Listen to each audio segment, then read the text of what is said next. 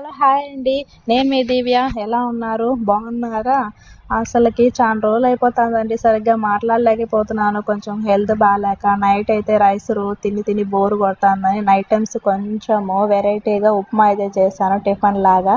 నా కొడుక్కి పెడితే ఫస్ట్ స్మెల్ చూస్తాడు బాగుండదా లేదా అని. అది ఇప్పుడే చేసింది అయినా కూడా వాడైతే స్మెల్ చూస్తాడు. మొబైల్ పెట్టి తినిపించడం అలవాటు చేయడం లేదండి ఇప్పుడు. మా అక్క కూతురు ఊరు నుంచి వచ్చింది. ఇక్కడే కొన్ని రోజులు ఉంటానని చెప్పేసి.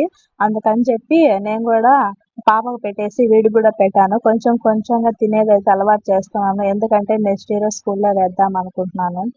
ఇప్పటి నుంచి పిల్లలకి అలవాటు చేయాలి గదా!